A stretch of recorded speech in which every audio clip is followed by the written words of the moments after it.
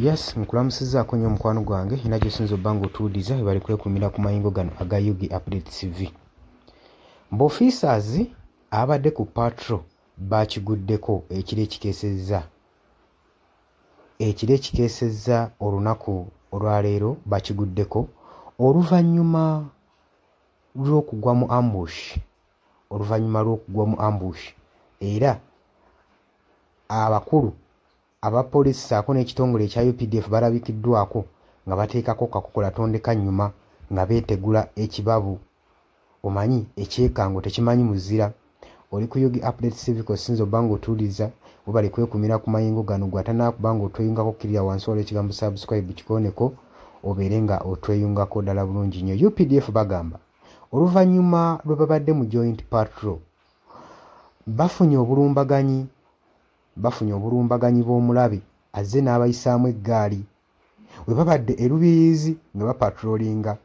Security officer mu Lubirizi District Uganda bagenda mu maaso n'okusaakinga n'okunoonya oyo suspect atamanyikiddwa oyo yabakozeko obulumbaganyi nga bali ku joint patrol team eyabadde ekoleddwa ne Uganda Police saako ne Uganda People's Defence Force UPDF.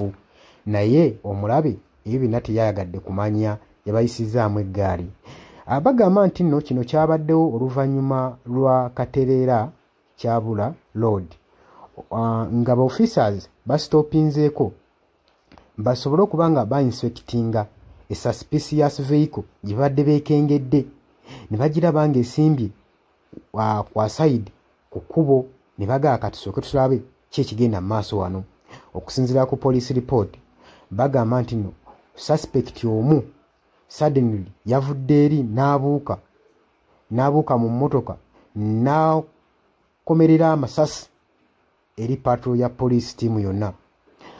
Oluvannyuma lw'okuba nga akubye amasasi, police officer amanyikiddwa nga Yoakim Onyango yashootingiddwa era n'ateekebwako obuvune.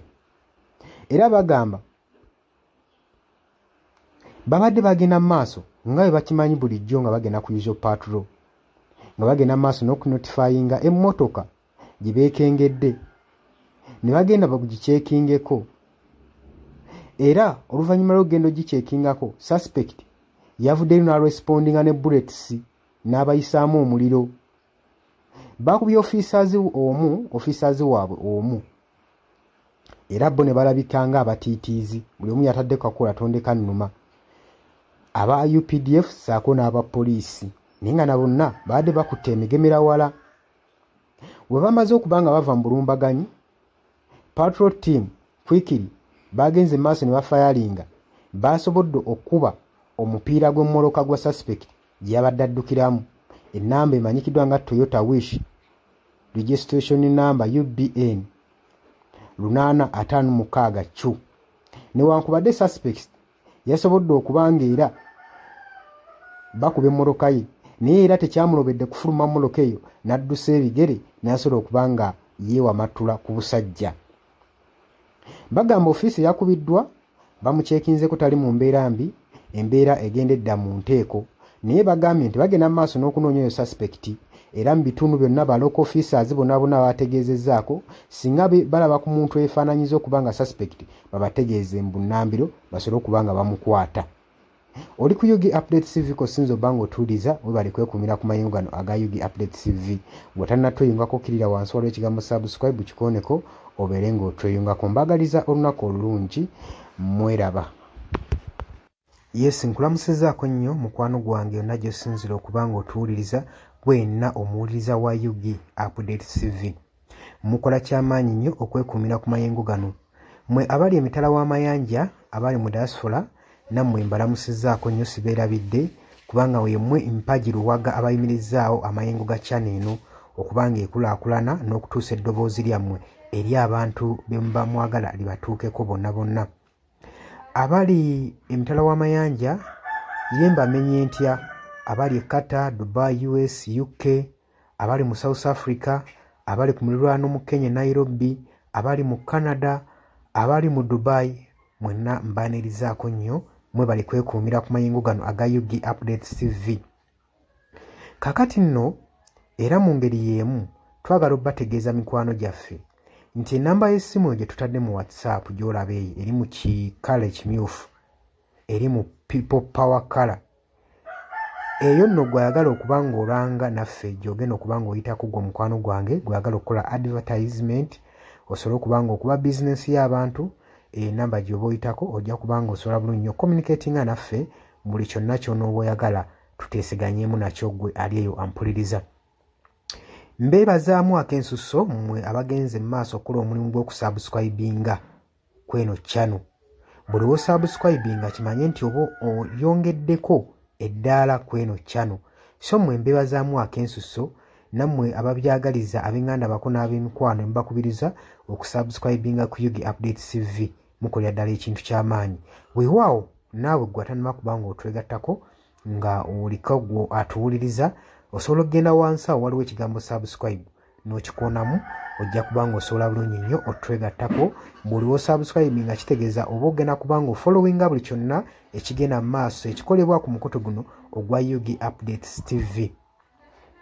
Kitegeeza ki nti gwe ayagala okuba ng'otufollowinga bw'oba omaze okusubscribinga teweerabirako na mukadde genda wansi wali okoonene mukadde osobole okuba ng'ofuna notification message buli w'okoona mukadde wabeerawo ka notification message akajja akakulaga nti nno waliwo information erinkinze ku Yugi Updates TV gwe mukwano gwange ali eyo mpuliriza. Ng'era we mbeebazizza ekyensusso nammwe abajja mu comment section mbeebaza mwebajja ne mukomentinga ne muteekako endowooza yammwe eri eggwanga ne mulitangaaza kubanga njagala mukitegeere. Lwaki mbakubiriza nnyo okujja mu comment section otangaaze omukulembeze ku ki ekituufu ky'ateekeddwa okukola. Bangi tubalonda bulijjo ne tulowooza nti nno be basinga mu basinga. Leka kulonda mukulembeze wo oba mubaka we agenda obbakulembera gwe n'olowooza nti nno buli kimu agenda kuba akyemalirira. Kimanye nti nno omulonze bulonzi mukulembeze kukulembera oba kukulembera kitundu kyammwe mmwe bagenda okukulembera yemmwe bagenda okuba ng'akiikirira bukiise eri yonna yonna mu gavumenti. So si kyandibadde kya bwenkanya omulekera obuvunaanyizibwa n'otamu advisinga. Ky'oba olaba mbakubiriza okujja mu comment section muteekewo endowooza zammwe musobole okutangaaza ku bakulembeze bammwe ku biki ebituufu bye bateekeddwa okukola. Bangi tubalonda bulijjo ne bagenda mu parliament nga babadde bantu balamu ne batuuka eyo ne bawuttaalirayo. Kitegeeza ki nti olina okuba nga buvunaanyizibwa bwo okuzuukusa omubaka wo oba olaba nga yeebase gwe mukwano gwange ali eyampuliriza. Ne ntumirako nammwe abalwanira eddembe ly'enkyukakyuka mu ggwanga lyattu Uganda mukola ky'amaanyi nnyo okulwanirira enkyukakyuka.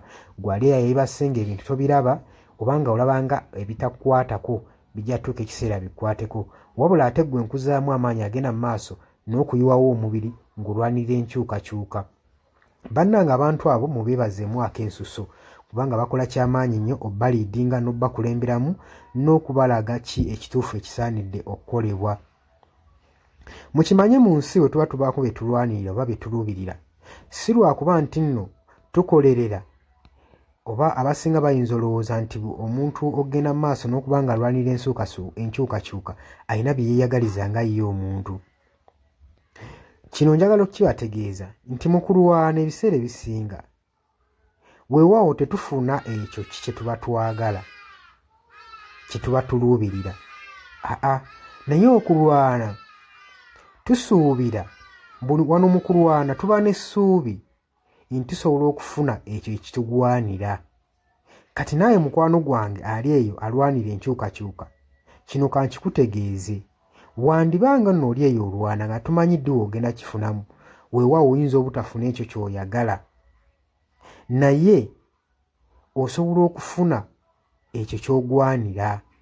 So tulwana olw'enkyukakyuka nga tulwanirira okufuna ekyo kye tugwanira. Kati gwe mukwano gwange ky'ofuna kye kiggwanira eyo gy'oli wandibanga ky'oyagala okifuna naye kye kiggwanira. Bangi mugenda ne muwambatalira eyo mu bibiina by'obufuzi ne babafujjirira omusimbi. Yesi ssente ozifuna bazikuwa era obulamu bwo bweyagala naye okakasa ekyo kye bakuwa kye bakufujjirira mu kabaasa kye kiggwanira.